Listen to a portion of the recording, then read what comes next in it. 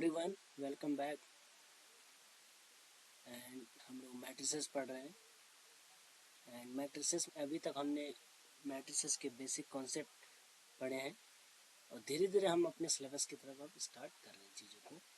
तो हम लोगों ने पिछले लेक्चर्स में एलिमेंट्री रो ऑपरेशंस मेनली वही है और इन जनरल मुझे करना चाहिए कि एलिमेंट्री ऑपरेशंस के बारे में पढ़ा, कैसे ऑपरेट करते हैं उन चीज़ों के बारे में हम लोगों ने स्टडी की।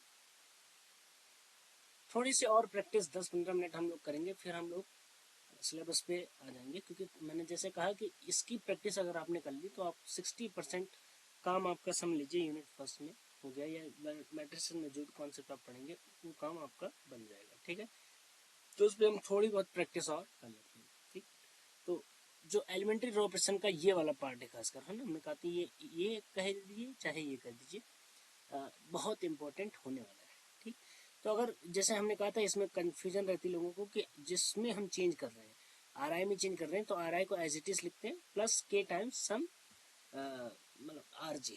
ठीक है, लेकिन इसमें हम इस वाले उसमें भी हम क्या कर सकते हैं, किसी नंबर से मल्टीप्लाई कर सकते हैं। तो कहीं पे अगर ऐसी सिचुएशन बनती है कि आप मल्टीप्लाई करना चाह रहे हैं, मान लीजिए आप सेकंड रो में चेंज कर रहे हैं और सेकंड रो को भी आप मल्टीप्लाई किसी नंबर से करना चाह रहे हैं, देन आप उसको ऐड या सब्ट्रैक्ट करना चाह रहे हैं किसी दूसरी रो के मल्टीपल से, तो वो आप कर सकते हैं, उसकी फ्रीडम है। बट आई से कि कोशिश करिए यही रखिए। ठीक है, जहाँ जितनी कम जरूरत, इसकी ज़रूरत कब पड़ेगी वो भी हम देखेंगे जब हम वर्किंग करेंगे। अभी हम क्या कर रहे हैं, जैसे हमने कहा था ऑपरेशन हम लगा रहे हैं तो पर्पजलेस लगा रहे हैं कि बस हम रैंडमली फाइंड आउट कर रहे हैं चीज़ों कि ये कर लो ये कर लो।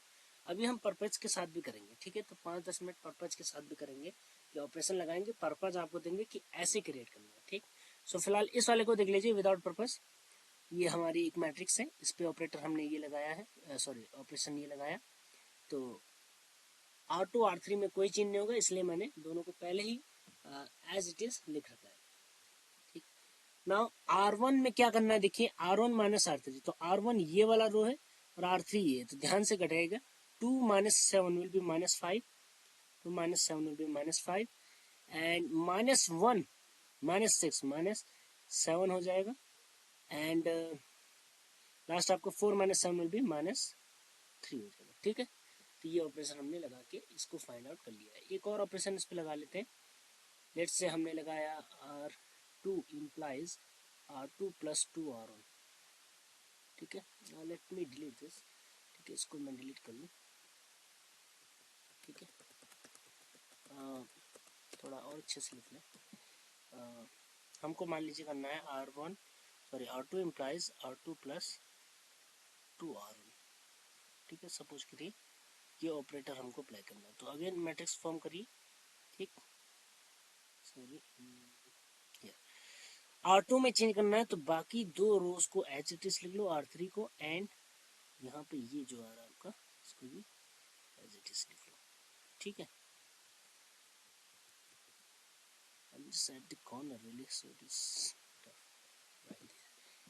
अब R2 में क्या चेंज करना है, R2 में चेंज करना है कि R2 में 2R1 ऐड करना है, यानी ये R2 है और यहाँ से इसका ट्वाइस ऐड करना है 2R1 का। ठीक है, तो 5, अब यहाँ पे आप चाहे तो अलग से कर लीजिए, 5 + 2 times of -5 that will be -5।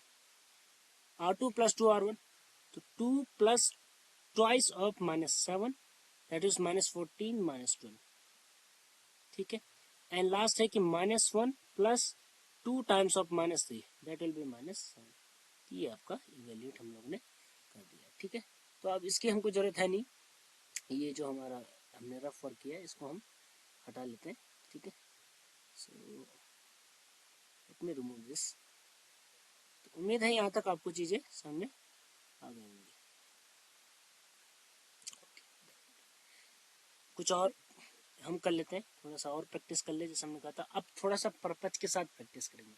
Purpose आपको देता हूँ मैं। ठीक है, तो पर्पज देखिएगा मेरा 1732141 अब पर्पज के साथ करेंगे। ठीक है, पर्पज दे रहे हैं और तब ऑपरेशन लगाएंगे।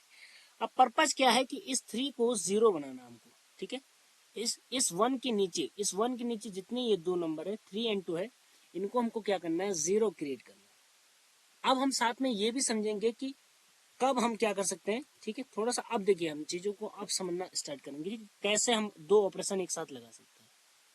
जैसे हमने बात की थी ना कि जैसे यहाँ पे हम सिंगल एक ऑपरेशन लगा रहे हैं, यहाँ भी एक सिंगल ऑपरेशन, क्या इन दो को एक साथ हम कर सकते थे ऐसे, R2 इम्प्लाइज R2 + 2 R1, क्या हम ऐसे कर सकते थे? क्या ये दोनों ऑपरेशन एक साथ लगते हैं? तो इन चीजों की वैलिडिटी पे अब हम लोग थोड़ा सा आने वाले हैं, थोड़ा बहुत अब देखेंगे कि कौन सी चीजें, कौन से दो ऑपरेशन एक साथ लग सकते हैं, ठीक है। तो देखो, पहली चीज तो ये है कि जिस चीज में देखिए ऑपरेशन जैसे क्या लगेगा क्या नहीं लगेगा, थोड़ा सा इस पर देख लो। मान लो तुम कह रहे हो कि इसको लगा सकते हैं सर, ये हमने लिखा है, सपोज करिए आप कहेंगे कि क्या इसको हम कर सकते हैं एक साथ, क्या ये दोनों ऑपरेशन एक साथ हो सकते हैं?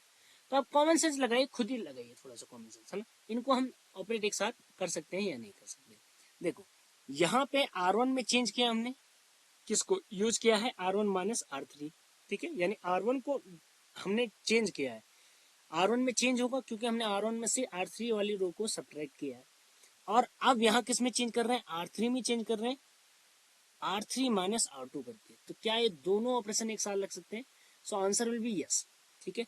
नाउ रीजन क्या है इसके लिए, देखिए, क्योंकि आप देखिए इस वाले ऑपरेशन में किस में चेंज होगा, R1 में, यानी पहला रो चेंज हो रहा है। और जब हम चेंज करने जाएंगे तो किस में चेंज करेंगे, R3 में। और R3 में R1 यूज नहीं हो रहा है, R3 में कौन यूज नहीं हो रहा, R1 यूज नहीं हो रहा है, ठीक है। तो जब R1 यूज ही नहीं हो रहा है यानी R3 इंडिपेंडेंट है, R3 में हम R2 से चेंज कर रहे हैं, R3 में किसका यूज कर रहे हैं, R3 का एंड R2 का, जो कि इस ऊपर वाले ऑपरेशन में कहीं पे भी नहीं आया है। क्या हम ऊपर वाले ऑपरेशन में R3 R2 को यूज कर रहे हैं, नहीं।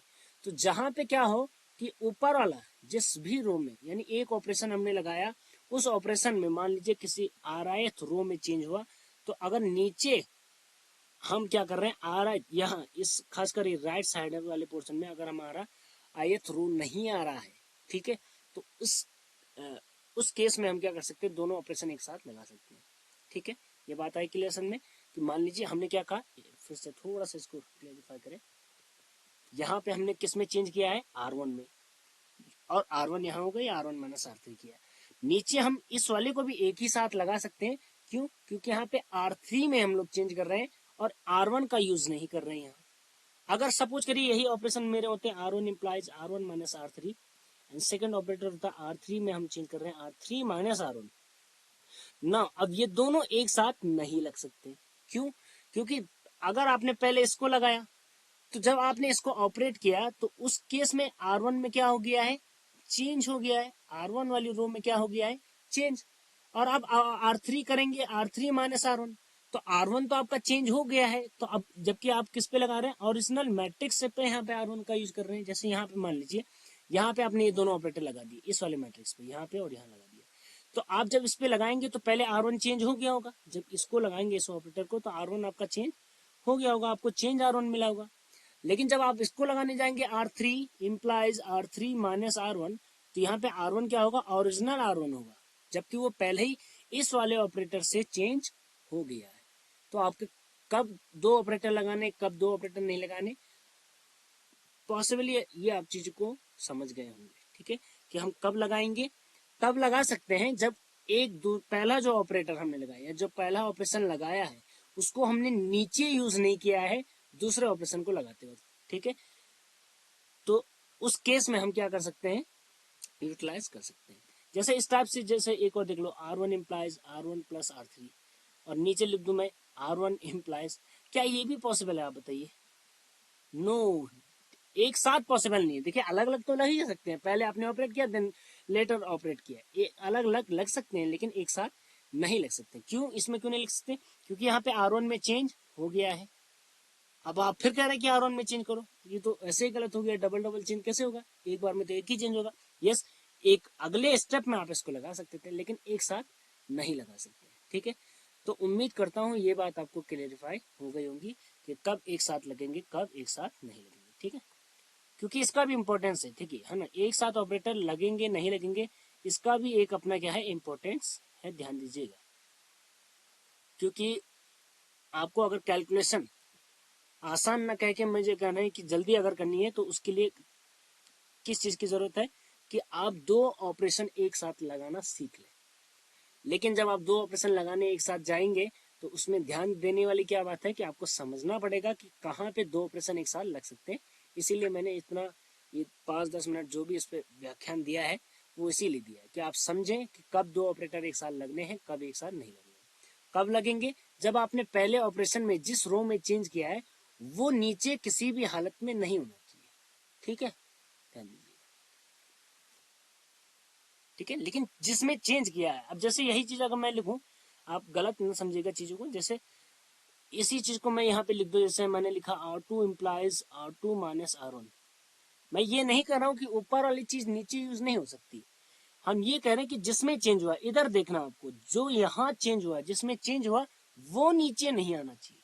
ठीक है, तो एक ऑपरेशन आपने लगाया, एलिमेंट्री रो ऑपरेशन, ऊपर एक लगा दिया, दूसरा भी आप साइमल्टेनियसली लगा दीजिए, लेकिन शर्त क्या है कि ऊपर वाले ऑपरेशन में जिसमें आपने चेंज कर दिया है उसको किसी भी हालत में नीचे यूज नहीं करना है। हम ये नहीं करें कि ऊपर वाले में जो रोज यूज हो चुके हैं नीचे नहीं आएंगे, ऐसा नहीं करें। जैसे इस वाली में देखिए R2 दिस एंड R3 मैंने लिख दिया R3 माइनस 2 R1, तो ये दोनों वैलिड है, एक साथ लग सकते हैं। क्यों? अब आप ये कहेंगे इसमें तो R1 यूज हो गया, तो यहाँ कैसे लिख दिया? हमने ये नहीं कहा, हमने कहा जिसमें चेंज हुआ। चेंज तो किसमें हुआ है? R2 में चेंज हुआ है।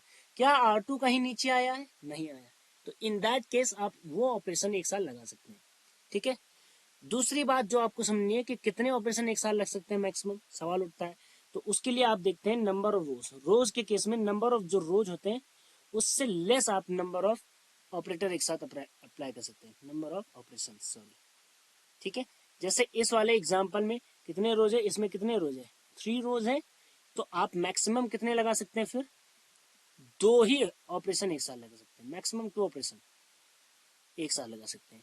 3 एक साथ नहीं लिखेंगे। क्यों नहीं लिखेंगे उसको आप समझ गए होंगे। 3 इसलिए नहीं लिखेंगे क्योंकि 3 ही रो है। आप अगर 3 लगा देंगे तो कहीं ना कहीं R1 R2 R3 लिखेंगे तो फिर गड़बड़ हो ही जाएगी। ठीक है, 3 ऑपरेशन एक साथ नहीं लग सकते हैं। अगर 3 रोज है तो मैक्सिमम 2 ऑपरेशन एक साथ लगेंगे, 4 रोज है तो 3 लगेंगे, एक कम आप समझ गए होंगे। ठीक है, मैक्सिमम ऑपरेशन लग सकता है। ठीक है, उम्मीद होगी मुझे कि आप इस बात को समझ गए होंगे। ठीक है, चलिए शुरू करते हैं। So again I have to delete this all garbage, really ये पूरा गार्बेज हम यहाँ से हटा रहे हैं। फिर से लेट मी डिलीट दिस और दिस। ठीक है, ये हटा ले रहे हैं। ठीक है, क्योंकि मुझे लगता है मैंने एक्सप्लेन कर दिया है चीज़ों को और आप समझ गए होंगे, उम्मीद है। ठीक है, चलिए तो अब हम थोड़ा सा पर्पज के साथ कैलकुलेशन करना स्टार्ट करेंगे कि पर्पज फुल हम हो जाए, कि अब रैंडम वे में हम कैलकुलेशन नहीं करेंगे, थोड़ा सा पर्पज से करेंगे। तो पहला पर्पज देखिए, हमारा पहला पर्पज क्या है मेरा, मैं चाह रहा हूं कि इस 1 के नीचे जो यहाँ पे 1 लिखा है 132 है, इसको मैं इस टाइप से कन्वर्ट करना चाह रहा हूँ 100, यानी मैं इससे ये कन्वर्ट करना चाह रहा हूँ। ये चीज है हमारे पास, मैं इससे ये कन्वर्ट करना चाह रहा हूँ कि 1 के नीचे दोनों क्या बन जाए? 0। अच्छा, बाकी क्या बनेंगे? यहाँ 7 के नीचे क्या बनेगा, 7 के नीचे क्या बनेगा, या 3 के नीचे यहाँ पे क्या बनेगा, उससे मुझे मतलब नहीं। हम चाह रहे हैं 1 के नीचे बस 0 0 हो जाए। तो आप सोचेंगे कि हमारे पास 1 है, 1 के नीचे क्या है? 3। आप बताइए 0 कैसे बनेगा 1 से? तो आप कहेंगे 3 किस में है? R2 में। तो R2 इंप्लाइज करना पड़ेगा R2 माइनस कितना सब्ट्रैक्ट करना पड़ेगा? ध्यान देना, हम एलिमेंट्री रो ऑपरेशन ही लगा सकते हैं, उसके अलावा कुछ नहीं। नहीं तो आप कहेंगे -3 कर लो, R2 -3 कर लो, 3 सब्ट्रैक्ट करेंगे तो सब 0, वो 0 बन जाएगा। नो, ऑपरेशन हमको क्या लगाने हैं? Elementary row operation. तो R2 माइनस, अगर हम इसका 3 टाइम्स 1 का क्या कर दें? 3 टाइम्स सब्ट्रैक्ट कर दें, यानी 3 टाइम्स 1 किस में है? R1 में। ये ऑपरेटर लगाना पड़ेगा। तो यहाँ पे क्या लगाना पड़ेगा? R2 implies R2 minus 3 R1 लगाना पड़ेगा। सिमिलरली हम 1 से क्या क्रिएट करना चाह रहे हैं? 0 क्रिएट करना चाह रहे हैं। 2, 1 के नीचे 2 भी है थर्ड रो में, तो हम इसको 0 बनाना चाह रहे हैं। तो क्या करेंगे? R3 में करेंगे चेंज, क्योंकि 2 किस में है? ये R3 में है आपका। आप देख लीजिए यहाँ पे किस में है? R3 में। तो R3 में से माइनस करना पड़ेगा कितना? 2 टाइम्स R1। ठीक भाई, दुगना ही तो घटाना पड़ेगा। 2 में से 2 जाएगा तब 0 बनेगा। तो 2 माइनस 2 कब बनेगा? जब हम इस 1 का क्या करेंगे? ट्वाइस करेंगे। तो इस 1 का ट्वाइस करना मतलब 2 R1 करना पड़ेगा। तो दूसरा ऑपरेटर लगाना पड़ेगा R3 implies R3 minus 2 R1। अब हमने दोनों ही ऑपरेशन क्या लगा दिए हैं, एक साथ लगा दीजिए, ठीक, लगा दिए हैं। आप कहेंगे ऐसा क्यों कर पा रहे हैं, we are able to do this so because ऊपर जिस रो में चेंज हो रहा है R2, ऊपर जिस रो में चेंज हो रहा है वो नीचे कहीं नहीं आ रहा है ना। हम चेंज इधर नहीं दिखते हैं, ये चेंज नहीं हो रहा है, चेंज कहाँ हो रहा है, यहाँ हो रहा है R2 में, ठीक है। चेंज कहाँ दिखता है, राइट लेफ्ट हैंड साइड पे जो लिखा है, लेफ्ट हैंड साइड पे जो है उस रो में चेंज हो गया है, वो वाली रो नीचे यूटिलाइज नहीं होनी चाहिए। अगर ऐसा हो रहा है तो समझ लीजिए आप दो ऑपरेशन को, सॉरी नीचे वाली रो अगर मतलब सॉरी अगर ये जो हमने R2 में चेंज किया अगर वो नीचे यूज नहीं हो रहा, कहीं यूज हो रहा है इसमें R2 नहीं, तो इन दैट केस हम दोनों ऑपरेटर एक साथ अप्लाई कर सकते, ठीक है। यानी इस केस में हम दोनों ऑपरेटर एक साथ अप्लाई कर सकते हैं, ठीक है। तो उम्मीद है ये बात आपको समझ में आ गई होगी। तो हम कब दो ऑपरेटर एक साथ लगाएंगे, जब एक ऑपरेटर में जिसमें एक ऑपरेशन में जिस रो में चेंज हुआ है वो रो दूसरे ऑपरेशन में कहीं भी यूज न हो रही हो, ठीक है, वो कहीं यूज न हो रहा हो, ठीक है। तो ये ऑपरेटर क्या लगाना है इस पे मुझे लग रहा है आप लोगों को अब कोई डाउट नहीं है। हम अब पर्पज के साथ काम कर रहे हैं, हमने क्या पर्पज लिया है कि 1 के नीचे हमको 0 क्रिएट करना है, तो 1 के नीचे हम 0 क्रिएट करने में कैसे शामिल होंगे, कैसे हम हासिल करेंगे अपने लक्ष्य को, वो हमने आपको दिखा दिया यहाँ पे calculation. Now do the fear work. तो सबसे पहले हम क्या करेंगे, बनाया मैट्रिक्स, देखिए किस वाली रो में चेंज नहीं हो रहा, देखो अब R2 में भी चेंज होगा R3 में भी चेंज होगा, तो यानी पहले रो में कोई चेंज नहीं होगा। Let's write down this as it is.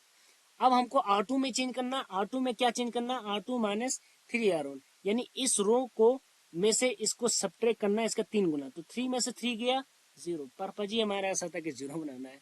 Now 1 minus 1 है, माइनस क्या करेंगे फर्स्ट रो का 3 टाइम्स, तो 3 टाइम्स 1 के ऊपर क्या है 7, तो 1 माइनस 21 दैट इज माइनस 20। 3 के ऊपर कितना लिखा है 3, तो 3 minus 3 times of 3 that is minus 9, so it will be minus 6, ठीक है। अब यहाँ पे देखो 2 के ऊपर क्या है 1 है, 2 का ट्वाइस 2 आएगा, 2 माइनस 2 0। अब 4 में से माइनस करना है इसका ट्वाइस, तो 4 minus 2 times of 7 that is 4 minus 14 that is minus 10, so write down here minus 10। Now 1 minus कितना करना है, ये 1 है, ये R3 का मेंबर और ये क्या है R1 का मेंबर है, तो इसका दुगुना सब्ट्रैक्ट करना है, तो ये कितना आ जाएगा -5। अब हमने चीजों को क्या किया है, पर्पसफुल किया है। अब हम एक पर्पज के साथ चल रहे हैं कि मैंने आपको पर्पज क्या दिया, क्रिएट जीरोस बिलो दैट 1, ठीक है। तो बिलो दैट 1 मतलब हमको R2 में 0 क्रिएट करना है 1 के नीचे, और R3 में, यानी चेंजेस किस में करेंगे R2 में एंड R3 से। और मैंने दूसरा आपको टास्क क्या दिया था कि इस 1 से ही करना है। समवन कैन आस्क मी कि आपने ऐसा क्यों नहीं किया कि 1 के नीचे हमने 3 को 0 बनाया ना, हम 3 से भी तो 2 को 0 बना सकते थे, लेकिन उस केस में ठीक है बना सकते हैं, हमको उसमें वो नहीं है, लेकिन 3 से 0 नहीं बनेगा, क्यों, क्योंकि जब आप 3 को 0 बना चुके होंगे तो 3 तो रहा ही नहीं, तो 3 से 2 कहाँ 0 बनेगा, यानी हम एक ही चीज से दोनों को 0 बनाएंगे, that will be very good for us calculation purpose से भी। और दोनों ऑपरेशन हमने एक साथ लगा दिए, रीजन भी दिया मैंने कि क्योंकि आप देखिए कौन दोनों में कहीं पे भी क्या नहीं हो रहा, क्रॉस कनेक्शन नहीं हो रहा, कि यहाँ देखो देखो उल्टे तरीके से भी आप देख सकते हैं कि नीचे से भी देख सकते हैं, यहाँ किस में चेंज हो रहा है R3 में, क्या ऊपर R3 कहीं है नहीं है, या उल्टा भी देख सकते हो कि ऊपर R2 में चेंज हो रहा है, क्या नीचे R2 है कहीं नहीं। सो इसलिए ये दो ऑपरेशन एक साथ लगा सकते हैं। मैक्सिमम कितने लगा सकते हैं, मैंने बताया कि अगर जितने रो होंगे उससे एक कम आप उतने लगा सकते हैं मैक्सिमम। मिनिमम कितने लगा सकते हैं आपकी मर्जी हो तो एक भी ऑपरेशन मत लगाओ, ठीक है, लेकिन ऑब्वियस सी बात है एक एक करके तो आपको चलना ही है, ठीक। तो उम्मीद करता हूँ यहाँ तक आपको चीजें क्लियर हो गई होंगी, ठीक है। अब हम नेक्स्ट पर्पज के आगे बढ़ रहे हैं, let's move to something else, ठीक है। जीरोस बन गए, तो ये पर्पज आ गया सामने। नेक्स्ट हम टास्क देने जा रहे हैं आपको, ध्यान दीजिएगा, टास्क हम बढ़ा ही जाएंगे। Let's make it something 4 minus 1 3 1 2 0 2 1 0। Task ये है कि यहाँ पे पहले तो 1 ले आओ, ठीक है। अब की बार मैंने टास्क क्या दिया आपको कि सबसे पहले A11 पोजीशन है ना, अगर इसको मैट्रिक्स फॉर्म में पोजीशन के लिए लिखेंगे तो क्या लिखेंगे A11। मैं चाह रहा हूँ पहले A11 पे वन क्रिएट कर लो और सबसे आसान तरीके से करो। देखो तरीके बहुत सारे होते हैं, जैसे अगर 4 को मुझे 1 बनाना हो तो 4 में से मैं इसका 3 गुना घटा सकता हूँ। 1 में 1 का 3 करेंगे, 3 टाइम्स करेंगे तो 3 आएगा, 4 माइनस 3 कितना होता है, 1 होता है। 1 क्रिएट करने का एक तरीका ये है, लेकिन इससे इजियर तरीका क्या हो सकता है, बस सीधे सीधे देखो कि हमारे R2 में 1 है, R2 में यहाँ पे क्या है, 1 है, तो हम सीधे सीधे इंटरचेंज करके भी तो 1 क्रिएट कर सकते हैं, तो दैट विल बी गुड। यानी हम R1 को इंटरचेंज कर दें R2 से, तो हमको कैलकुलेशन भी नहीं करनी पड़ेगी, हम सीधे सीधे यहाँ पे 1 भी बन जाएगा। तो ये चालाकी आपको आनी चाहिए, ठीक है। थोड़ा सा माइंड ओपन रखिएगा किस तरह से हम 1 बनाए। अब आप क्वेश्चन उठा सकते हो वैसे 1 क्यों बनाना पड़ा, 4 से भी तो 0 हम बना सकते थे, that is good thing, but 4 से 0 बनाने में कैलकुलेशन लेंदी हो जाती है। हमेशा कोशिश करनी है कि 1 बनाया जाए, ये रूल याद रखिए। 1 बनाने से और आसानी से बन जाए, फ्रैक्शन में न जाना पड़े। 1 बनेगा तो कैलकुलेशन बहुत आसान रहेगी। अभी हम देखेंगे जब रो क्लोन फॉर्म पढ़ाएंगे। तो हमने इसको सिंपली क्रिएट कर दिया है। अब हमारा टास्क ओपन हो चुका है। अगेन हमारा टास्क क्या है, इस 1 के नीचे 4 और 2 को क्या बनाओ, 0 क्रिएट करो। तो 4 को 0 बनाने के लिए अब जैसे जो भी नंबर है उसको उतने टाइम्स से सब्ट्रैक्ट कर लो। तो R2 को हमको 0 बनाना है, ठीक है। R2 को हमको क्या बनाना है, 0 बनाना है। तो R2 में क्या चेंज करेंगे, R2 माइनस 1 कितने टाइम्स 4 बनाने के लिए, 4 टाइम्स R1। और R3 को 0 बनाना है, ध्यान देना 1 से ही बनाना है, तो R3 माइनस 2 R1। भाई 2 में से इसका ट्वाइस घटाएंगे तभी तो 0 बनेगा, 4 में इसका 4 टाइम्स घटाएंगे तभी तो 0 बनेगा। और ये हमारा पर्पस पूरा हो गया।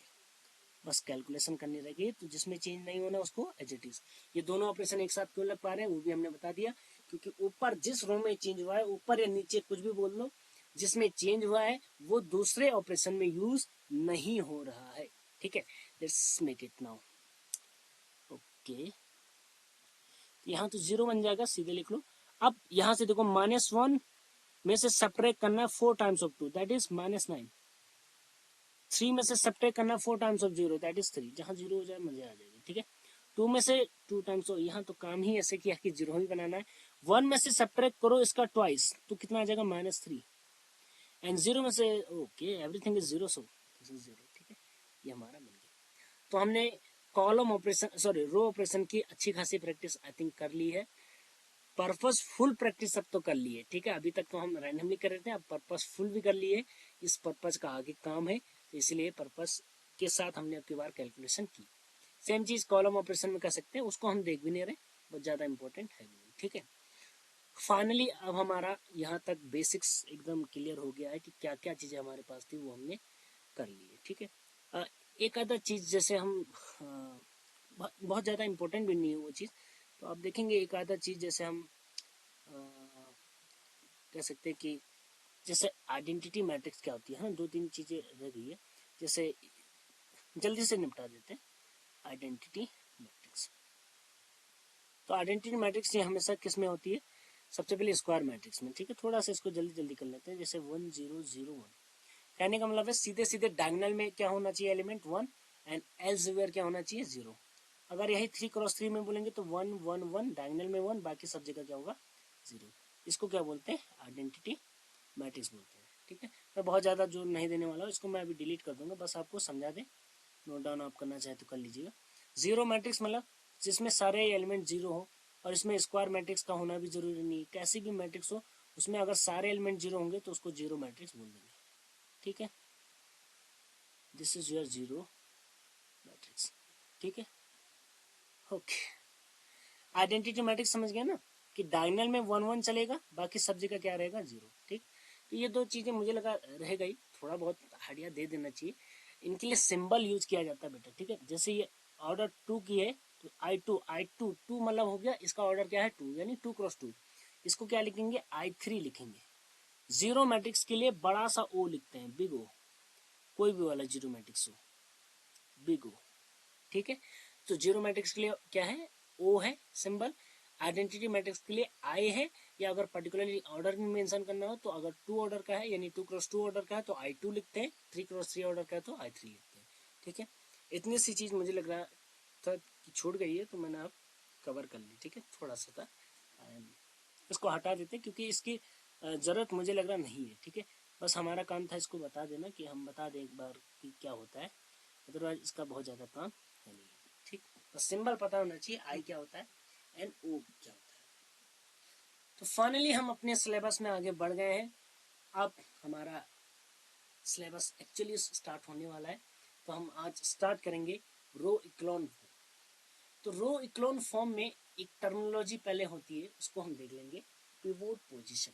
ठीक है, पिवोट पोजीशन क्या होती है, इस चीज को हमको समझना पड़ेगा। ठीक है, पिवोट या एलिमेंट पहले पढ़ेंगे, pivot element. So we have to go for pivot element of और रो लिखना है। किसी रो में पिवोट एलिमेंट क्या होता है। ठीक है, तो पिवोट एलिमेंट क्या होता है इसको समझना है आपको कि किसी रो में। तो जैसे हम एग्जांपल से इसको समझेंगे या डेफिनेशन लिख के लो। चलो, first non zero element of a row it's called pivot.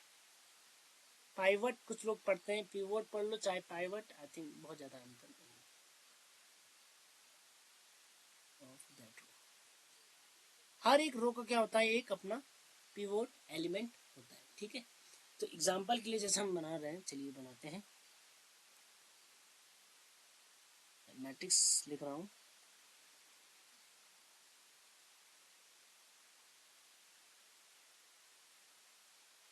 ठीक है, अब इस रो में हमको देखिए, ये रो 1 है, R1 है, R2 है, R3 है।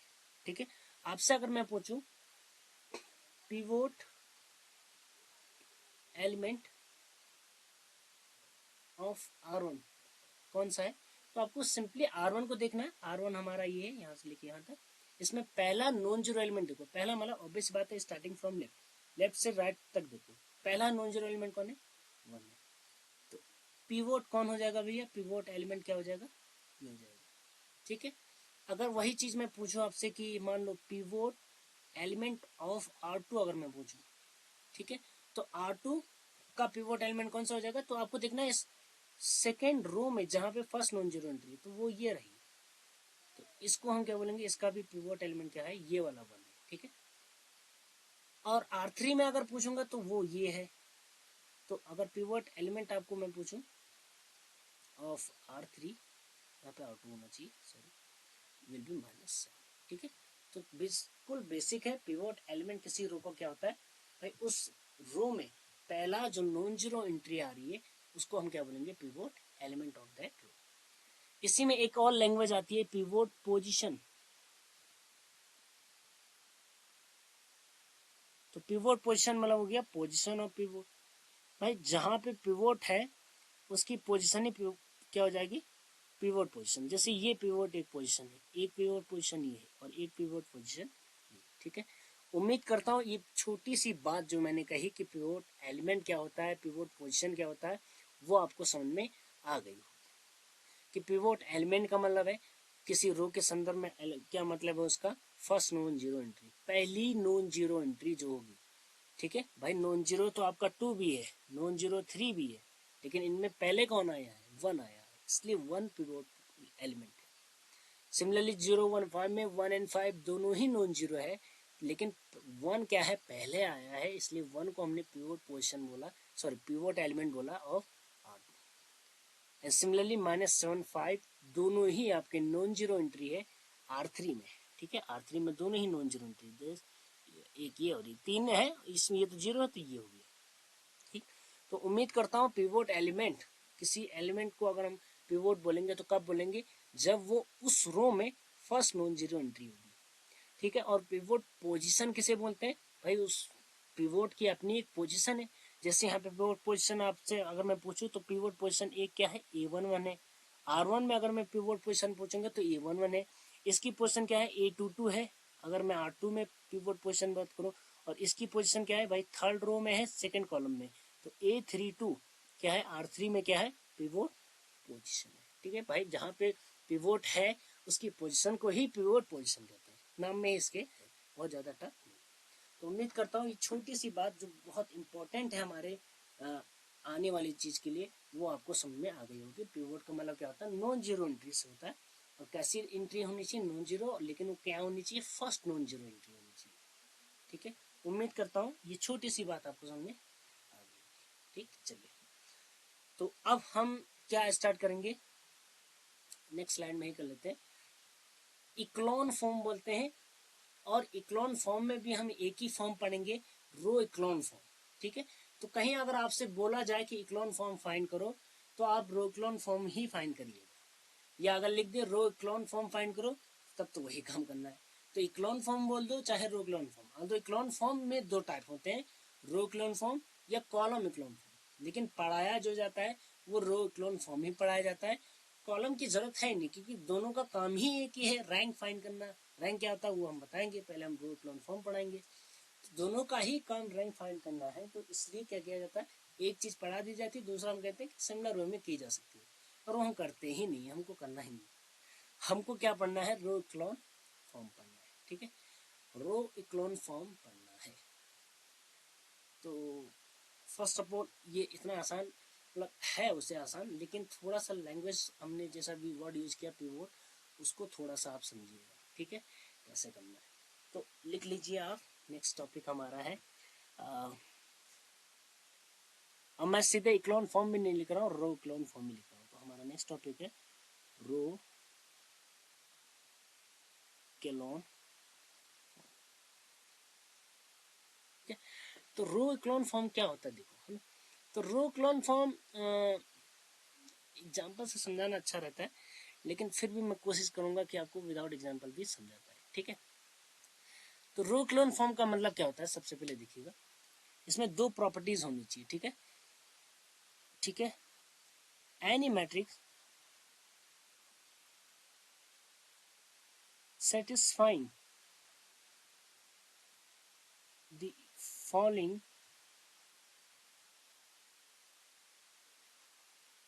प्रॉपर्टीज, यू कह लीजिए फॉलोइंग फॉर्म लिख लीजिए, या प्रॉपर्टीज लिख लो।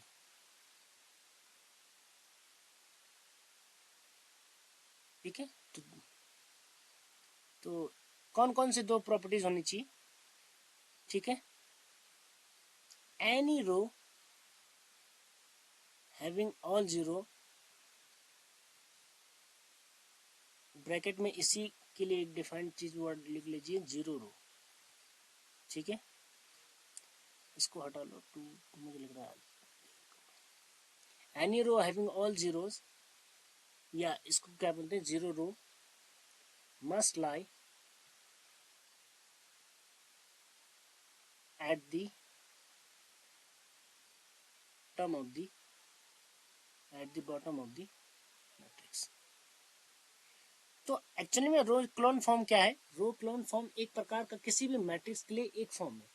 ठीक है, जैसे हम कहते हैं ना दूल्हे वाला फॉर्म, तो दूल्हे कोई किसी किसे आप दूल्हा कहेंगे। ठीक है, एक पर्टिकुलर शेरवानी पहनी होगी उसने, या जो भी एक दूल्हा पहनता है, जब उसने वो चीजें पहनी होगी तभी तो हम दूल्हा कहेंगे। ठीक है, अगर कोई इंसान है, लड़का है, ऐसे घूम रहा है, क्या उसको आप दूल्हा कह देंगे? नहीं, दूल्हा कब कहते हैं, जब एक पर्टिकुलर टाइप क्या होगा, उसका अटायर जो होगा एक पर्टिकुलर होगा, तभी आप कहेंगे। सिमिलरली एक मैट्रिक्स हमने दिया आपको कि ये मैट्रिक्स है, इसको हम कब रो इक्लोन फॉर्म में कहेंगे, तो उसका एक पर्टिकुलर क्या होगा, फॉर्म होगा। तो पहला उस मैट्रिक्स में क्या प्रॉपर्टी होनी चाहिए, पहली प्रॉपर्टी है कि एक अगर उसमें क्या है, हमने कहा कोई रो ऐसी है जिसके सारे मेंबर जीरो हो, ऐसी अगर कोई रो है तो उसको सबसे बॉटम में होना चाहिए।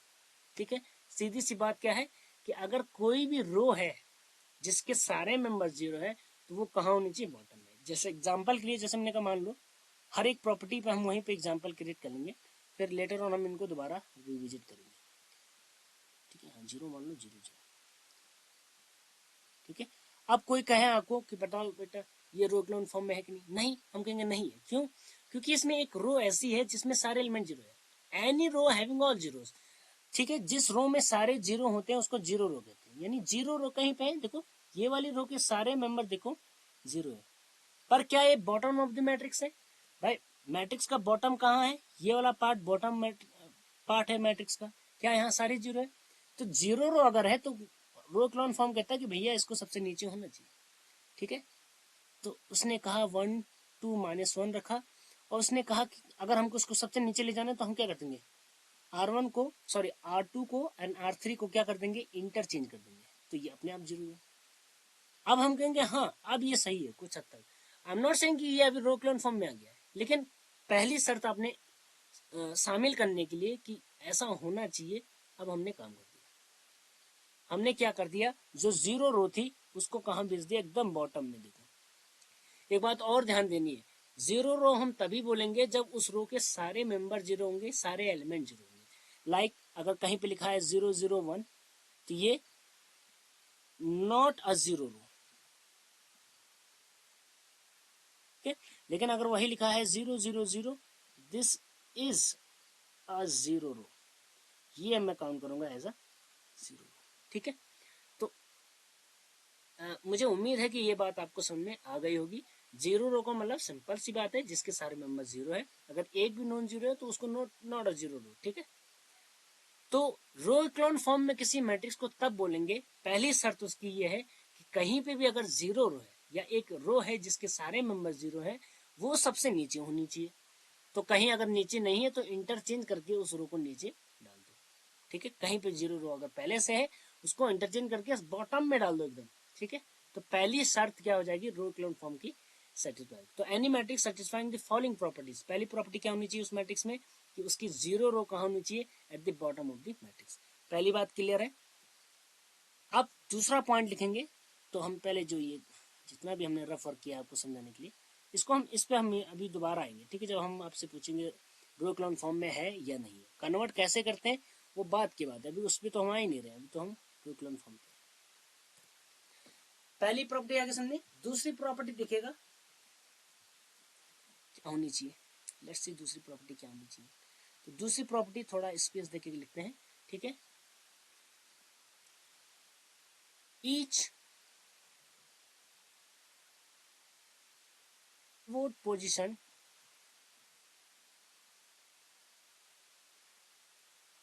of every row must lie to the, ठीक है, हर एक रो का pivot position must lie to the, क्या लिखूं, right to pivot position row of it. ठीक है, every pivot position for each row कर लो, फॉर एवरी, चलो ठीक है, ईच पिवोट पोजीशन ऑफ लिख लो, थोड़ा लैंग्वेज मैं चाह रहा हूँ ठीक ठाक मैं यूज करूँ। ठीक है, ऐसा लैंग्वेज में मत जाएगा, मैं समझा दूंगा आपको, तो उससे आप खुद से अंग्रेजी जितनी आप जानते अच्छी वो बना लीजिएगा। ठीक है, ईच पिवोट पोजीशन, ठीक है, of every row must lie to the right to the pivot position of row above. ठीक है, इसके ऊपर वाली रो के पिवोट पोजीशन के राइट में होनी चाहिए। चलिए इसको समझाते हैं आपको एग्जाम्पल से। ठीक है, तो अभी मैं ऐसे ही बना रहा हूँ। ठीक है,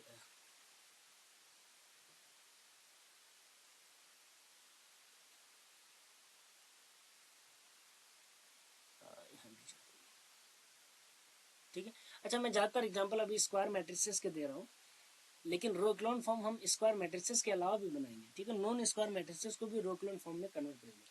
खैर फिलहाल गलती से मैंने यहाँ पे फिर से क्या कर दिया है, स्क्वायर मैट्रिक्स का एग्जाम्पल। अब इसमें देखिए हमने आपको पिवोट पोजिशन बता दिया है। पिवोट एलिमेंट से मतलब नहीं है हमारा, हमको पोजिशन देखनी होती है बस। ठीक है, एलिमेंट 1 2 3 कुछ भी हो सकता है। ठीक है, लेकिन हमारा मेन काम क्या है, पिवोट पोजिशन। पिवोट पोजिशन क्या होता है समझ में आता है, हम पीछे डिस्कस कर चुके हैं। पिवोट पोजिशन मैंने सिंपली आपको बताया, it is nothing but the position of first non zero entry. किसी भी रो में हर एक रो का एक क्या होता है, पिवोट पोजिशन होता है, तो उसका पिवोट पोजिशन वहां पे माना जाता है जहां पे नॉन जीरो एंट्री पहली बार आई होती है।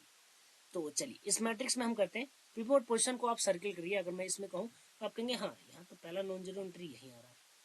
दूसरी मैट्रिक्स में आप कहेंगे अच्छा भैया नॉन जीरो तो यहाँ आ रहा है, तीसरी में यहाँ आ रहा है। अब इनकी पिवोट पोजीशन अगर आप ध्यान से देखें तो इनकी पिवोट पोजीशन की जो पोजीशन है, अगर मैं इसको ऐसे देखूं तो कुछ इस प्रकार से आ रही है, एक तिरछी लाइन की तरह। जो तिरछी लाइन क्या हो रही, राइट हैंड साइड की तरफ क्या कर रही है, मूव कर रही है। इसी को लैंग्वेज में मैंने सेकंड पॉइंट के तौर पे लिखा है, और इसको अगर आप समझना चाहे तो समझ सकते हैं। देखिए क्या हो रहा है कि हर एक पिवोट पोजीशन, हर एक रो का पिवोट पोजीशन देखो वो क्या है, जो ऊपर की रो है, देखो ये R2 है, इसकी पिवोट पोजीशन जहां पे है, और R3 का पिवोट पोजीशन कहां पे है, इसके राइट में। यानी हर एक रो का पिवोट पोजीशन क्या है, ऊपर वाली रो, यहाँ पे लिखा है ना, इज टू द राइट, कहां पे है, राइट। देखो ये इसके क्या है, राइट में है। यहाँ पे जो ये पोजीशन है और 4 यानी 4 जो है, जो कि पिवोट पोजीशन है R3 की, वो क्या है, 3 के राइट में है। यानी क्या होना चाहिए कि हर एक रो का जो पिवोट पोजीशन है वो ऊपर वाली रो की क्या होनी चाहिए, ऊपर वाली रो की जो पिवोट पोजीशन है उसकी क्या होनी चाहिए, राइट में होनी चाहिए। अच्छा, राइट से मतलब राइट ही होता है, ऊपर नीचे भी नहीं होता है। ठीक है, ध्यान देना, फिर से इसको समझो कि दोबारा हम कुछ और एग्जांपल ले लेते हैं, इस बार नॉन स्क्वायर का ले लेते हैं।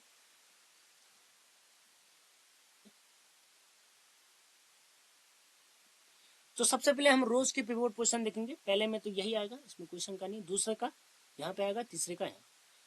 ठीक, तो अगर आप लैंग्वेज नहीं भी समझ पा रहे तो आप सीधे समझिएगा कि पिवोट पोजीशन को अगर हम कनेक्ट करेंगे तो उसका ओरिएंटेशन कुछ ऐसा होना चाहिए, सीधे लेफ्ट से राइट की तरफ क्या होना, लेफ्ट टू राइट क्या होना चाहिए उसका, कंटिन्यूस राइट है ना, लेफ्ट टू राइट और कंटिन्यूस वे में। यानी कहीं पे ऐसा नहीं होना चाहिए लेफ्ट टू राइट, तो ये भी है देखो, पर ये कंटिन्यूस नहीं है, यहाँ पे देखो सीधा हो गया, ऐसा नहीं होना चाहिए। कंटिन्यूस लेफ्ट टू राइट अगर क्या है, पिवोट पोजीशन है रोज की, तो उस केस में हम बोलेंगे कि हाँ ये सेकंड जो कंडीशन है उसको सेटिस्फाई कर रहा है। जैसे को लैंग्वेज में बोलना चाहे तो हर एक रो का, इस रो का जो पिवोट पोजीशन है वो उसकी ऊपर वाली रो के राइट में है, जस्ट राइट में होना चाहिए, ऊपर नीचे भी नहीं चलेगा। इस वाले का देखो, इसकी जो पिवोट पोजीशन है और इसकी पिवोट पोजीशन, तो इस वाली रो की जो पिवोट पोजीशन है वो उसके ऊपर वाली रो के कहाँ है, राइट में है, दैट इज दिस वन। ठीक है, तो एग्जैक्ट राइट में होना चाहिए, एकदम सीध में भी नहीं होना चाहिए, ऊपर नीचे भी नहीं होना चाहिए, नहीं तो सेकंड कंडीशन हम कहेंगे फॉलो नहीं कर रही। इस वाले का पिवोट पोजीशन क्या है, ऊपर वाली रो। अब ऊपर रो है ही नहीं तो कंपेयर करने के लिए जहां चीजें नहीं है तो हम मानेंगे कि ठीक है ऊपर रो नहीं है, तो ये ऊपर वाले के राइट ही में है। ठीक है, ये वाला ऊपर वाले के राइट में, ये वाला ऊपर वाले के राइट में, और ये वाला ऑब्वियस बात है इस वाले के भी राइट में। इसकी कंपैरिजन में भी देखो ये राइट में है। ठीक है, तो क्या होना चाहिए कि जो भी पिवोट पोजीशन है किसी भी रो का वो हमेशा राइट में होने चाहिए, किसके संदर्भ में, उसके ऊपर वाली रो के पिवोट पोजीशन से। तो ऊपर वाली हर एक ऊपर वाली जो भी रो है उसका पिवोट पोजीशन देखो, ठीक है, उसके राइट में उसके नीचे वाला पिवोट पोजीशन होना चाहिए। इतनी सी बात है। तो ये जो दो कंडीशन सेटिस्फाई कर जाती है उस मैट्रिक्स को हम बोलते हैं कि भैया ये वाली मैट्रिक्स हमारी किस फॉर्म में आ गई, रो इक्लोन फॉर्म में। तो किसी को दूल्हा कब मानेंगे, दूल्हे मानने की भी कुछ कंडीशन होती है ना, कि एक भाई पर्टिकुलर फॉर्म होना चाहिए, या किसी को प्रोफेसर तो नहीं कह सकता मैं कब मानेंगे भाई, उसमें पहनावा अलग अलग हो सकता है सबका, लेकिन दूल्हे के लिए खासकर इंडिया में तो एक पर्टिकुलर क्या है अटायर उसका होता है, एक पर्टिकुलर उसके कपड़े होते हैं, पर्टिकुलर एक वेशभूषा होती है। ठीक है, तभी हम दूल्हा कहते हैं। सिमिलरली यहाँ पे भी एक रो क्लोन फॉर्म कब कहते हैं, जब एक पर्टिकुलर इसका क्या होगा, फॉर्म होगा। पहली कंडीशन बहुत सिंपल है, as simple as you can get, कि भाई जहाँ पे जीरो रो होगी, मतलब सारे एलिमेंट जीरो होंगे किसी रो में, उसको कुछ नहीं करना, वो सबसे नीचे भेज देना है, बॉटम ऑफ द मैट्रिक्स होनी चाहिए। कहीं पर अगर नहीं है तो खुश रहो, पहली कंडीशन हमको निकालने की जरूरत है नहीं। दूसरी condition and the most important condition, कि सिंपल सी बात है कि जहां पे भी पिवोट पोजीशन होगी वो हमेशा क्या होनी चाहिए, राइट में होनी चाहिए हर एक रो की। किसके रिस्पेक्ट में भाई, राइट लेफ्ट हम किसी के रिस्पेक्ट में बोलते हैं, तो राइट में होनी चाहिए उसके ऊपर वाली रो के पिवोट पोजीशन की। ठीक है, तो किसी मान लीजिए यहाँ पे कोई रो है, ठीक है, उस रो का पिवोट पोजीशन यहाँ पे है, तो ये पिवोट पोजीशन हमेशा किस में होनी चाहिए, राइट में। इसके ऊपर जहां पे भी मान ली यहाँ पे एक रो आ रही है, तो इस रो का पिवोट पोजीशन यहां हो सकता है या यहां हो सकता है, क्योंकि इन दोनों के ही राइट में ये तीसरा वाला पड़ रहा है। अब अगर मान लो इसका पिवोट पोजीशन यहाँ पे है, तो फिर इसके ऊपर वाली रो का पिवोट पोजीशन कहाँ होना चाहिए, यहीं पे होना चाहिए, क्योंकि इसके राइट में ये है। और अगर ये है तो फिर पिवोट पोजीशन उस रो का यहाँ होना चाहिए। लेकिन अगर सपोज करो इधर जगह ही नहीं बची है तो ये हो जाएगा, फिर ये गलत हो जाएगा। ठीक है, तो दोनों शर्तें आगे समझे। पहली शर्त तो बहुत सिंपल है, उसको तो कोई भी समझ लेगा। दूसरी शर्त समझनी है कि जो पिवोट पोजीशन है, या अगर आपको पिवोट नहीं करना तो सीधे समझो कि फर्स्ट नॉन जीरो एंट्री किसी भी रो की, फर्स्ट नॉन जीरो एंट्री किसी भी रो की हमेशा राइट में होनी चाहिए। उसके ऊपर वाली रो की जो फर्स्ट नॉन जीरो एंट्री है उसके सापेक्ष वो राइट में होनी चाहिए, ऊपर नीचे भी नहीं चलेगा। तो इसके नीचे ही जस्ट हम क्या करेंगे, ठीक है, इसके नीचे हम एग्जांपल ले लेते हैं, इसको हम बस हटा लेंगे। ठीक है, let me remove this garbage, इसको हम हटा लेते हैं। हमने थ्योरी डेवलप कर दी है and that's very good. Okay, ठीक है, तो any matrix satisfying the following properties this this, ठीक है, एनी मैट्रिक्स की जगह लिख लूँ लेट, सॉरी इसको हटा लेते हैं, let a matrix satisfying the following properties this and this, then matrix is said to be in row echelon form। ठीक है, अब आप समझ गए होंगे मैं कॉलम वाला क्यों नहीं पढ़ा रहा हूँ, क्योंकि कॉलम में फिर कॉलम के संदर्भ में हमको चीजें कहनी पड़ेंगी और वो हम कहना नहीं चाह रहे। ठीक है, तो कॉलम के संदर्भ में हमको चीजें कहनी पड़ेंगी, या कॉलम के संदर्भ में नहीं भी कहेंगे। ये वाला जो डेफिनेशन है वो लेफ्ट, जिसे हम कह रहे हैं ना right to the pivot position of the row above it बोल रहे हैं, उसमें हमको उल्टा करना पड़ेगा, राइट की जगह क्या लिखना पड़ेगा, लेफ्ट लिखना पड़ेगा। ठीक, तो ठीक है, उसको हम छोड़ रहे हैं। रो इक्लोन फॉर्म पढ़ लीजिए, कॉलम इक्लोन फॉर्म पढ़ने की जरूरत नहीं है। अच्छा, कहीं अगर इक्लोन फॉर्म में कन्वर्ट करने के लिए आ रहा है तो इक्लोन फॉर्म जब वो कह रहा है कि कन्वर्ट करो, इसका मतलब वो आपको चॉइस दे रहा है कि आप रो इक्लोन फॉर्म भी कर सकते हैं और कॉलम भी। तो भाई हम रो पढ़ाएंगे, आप रो को कन्वर्ट रो में कन्वर्ट कर लीजिएगा। ठीक है, तो दोनों ही कंडीशन आ गई सामने। अब टेस्ट करते हैं आपको कि वेदर, ठीक है, एग्जाम्पल इसकी देख लेते हैं।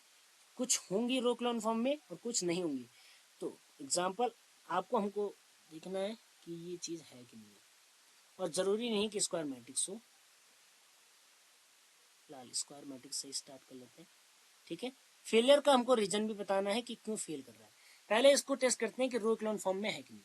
तो दो ही कंडीशन है। पहली कंडीशन देख लेंगे कि पहले देखो जीरो रो कहीं है, और अगर वो कहीं है तो बॉटम में है कि नहीं। तो यहाँ पे हमारा ये वाला जो पोर्शन है ये जीरो रो है और ये बॉटम में, इसका मतलब पहली कंडीशन तो सेटिस्फाई हो रही है, बाकी जीरो रो कहीं है नहीं। दूसरी कंडीशन क्या होनी चाहिए कि जहां पर भी पिवोट पोजीशन है उसका डायग्राम कुछ हमने कहा था स्ट्रिक्ट राइट की तरफ जाना चाहिए, स्ट्रिक्ट लेफ्ट टू राइट। जिसको ये जो वाला केस है, ये जो वाला कंडीशन है, अगर लैंग्वेज में उतनी समझ नहीं आ रही तो एक सिंपल सी बात समझो कि जो पिवोट पोजिशनिंग का जो सिनेरियो जाएगा वो लेफ्ट से राइट स्ट्रिक्ट जाना चाहिए। स्ट्रिक्ट से मतलब समझ गए ना, लेफ्ट टू राइट होना चाहिए, और strict left to right strictly. भाई अगर मैं आपसे कहूँ लेफ्ट से राइट जाओ तो कुछ लोग ऐसे भी जा सकते हैं ना, लेफ्ट से राइट सीधा गए, फिर कुछ देर नीचे गए। नीचे जाने से मतलब है कि राइट की तरफ मूव ही नहीं किए, फिर राइट गए। तो इस केस में आप देखिए एक्चुअली में यहाँ से यहाँ पहुंचे, ठीक है, लेकिन इस वाले रास्ते पे और इस वाले रास्ते पे फर्क है। ठीक है, तो स्ट्रिक्टली आपको लेफ्ट टू राइट जाना है। लेफ्ट टू राइट स्ट्रिक्टली जाने का मतलब है कि कहीं पे सीधा नहीं होना आपको। ठीक है, तो आगे समझे। तो किसी को अगर सेकंड कंडीशन लैंग्वेज में उतनी अच्छी नहीं लग रही है तो आप आसान लफ्जों में क्या कह सकते हैं, लेफ्ट टू राइट स्ट्रिक्टली आपको मूव करना होगा। तो आप उसके लिए कैसे टेस्ट करेंगे कि रो इक्लोन फॉर्म है कि नहीं। भाई सर्किल कर लो, पहला पिवोट पोजीशन रो का ये है, सेकंड में यहाँ पे है, थर्ड में है ही नहीं। तो जहां है नहीं तो कंपेयर ही नहीं करना है। तो क्या गोला जहां मारा है क्या वो ऐसे कनेक्ट हो रहे हैं, बिल्कुल हो रहे हैं। देखो ये इसकी क्या है, नीचे से ऊपर दिखते हैं ना, तो नीचे वाला ऊपर वाले की क्या है, राइट में है, यानी ये सेकंड कंडीशन को भी क्या कर रहा है, सेटिस्फाई कर रहा है। तो ये आप कहेंगे कि ये वाला जो है it is in row echelon form. ये वाला आपका क्या है, रो इक्लोन फॉर्म में। ठीक है, पहला। सेकंड हम देख लेते हैं। ठीक है, अगेन जस्ट रिमूव दिस। ठीक है, तो सेकंड जो पॉइंट है, अगर आपको लैंग्वेज में नहीं आ रहा समझने तो और आसान लैंग्वेज में समझ लीजिए कि लेफ्ट टू राइट आपका क्या होना चाहिए, पिवोट पोजीशन शिफ्ट होना चाहिए ऊपर से नीचे की तरफ जाते हुए। ठीक है, और स्ट्रिक्टली होना चाहिए, लेफ्ट टू राइट तो नहीं, सीधे सीधे भी जा सकते हैं। तो दूसरा एग्जांपल देखते हैं, ठीक है, 1 4 5 9 -2 0 3 4 एंड 0 0 5 0। तो पहली कंडीशन देखो सेटिस्फाई हो रही है। जीरो रो पहली कंडीशन तब होता है जब जीरो रो हो, जीरो रो है ही नहीं तो पहली कंडीशन देखने की जरूरत है नहीं। दूसरी कंडीशन समझते हैं कि नहीं, तो सबसे पहले दूसरी कंडीशन के लिए पिवोट को सर्किल कर लो। तो पिवोट को आप सर्किल कर लो भैया, पहला पिवोट तो यही है नॉन जीरो। दूसरे में नॉन जीरो आप 3 को मत कह दीजिएगा बेटा, जीरो से पहले -2 पहले ही आ चुका है, एंड यहाँ पे क्या है 5 है। क्या यहाँ पे पिवोट पोजीशन स्ट्रिक्टली राइट जा रहे हैं? नहीं बेटा, 1 से 2 -2 कैसे है, ये है, और फिर 5 ऐसे जा रहा है।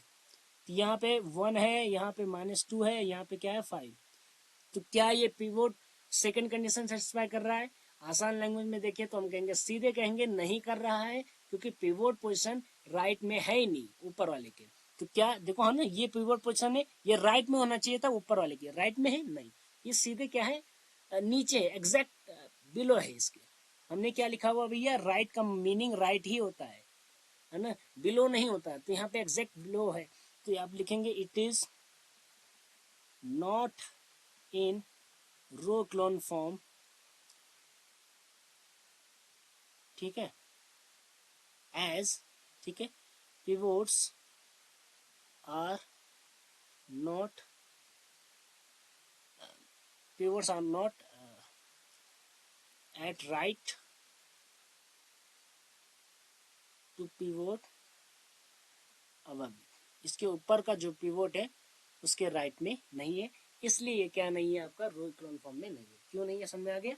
ठीक है, तो राइट को शिफ्ट तो आप कर रहे हैं लेकिन स्ट्रिक्टनेस नहीं है। ठीक, चलिए इसको भी हम डिलीट कर लेते हैं, लेट्स, ठीक है, इसमें हम डायग्राम बना लेते हैं। इस वाले को आपको समझने के लिए remember this kind of diagram, ठीक है, दिस इज वैलिड, लेकिन इस वाले डायग्राम को हम नहीं मानेंगे। ये डायग्राम अगर है स्ट्रिक्टली राइट तो नहीं जाएगा, जैसे यहाँ पे मैंने बना दिया,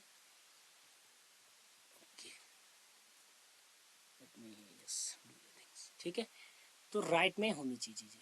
तो इस वाले में आप डायग्राम ये वाला याद रखिएगा कि इस टाइप से सिनेरियो जनरेट होना चाहिए। ठीक है, तीसरा एग्जांपल करते हैं and then we will end up with this. ठीक है, क्योंकि आज हमने फॉर्म पढ़ लिया है, कल हम पढ़ेंगे किस तरह से कन्वर्ट करते हैं।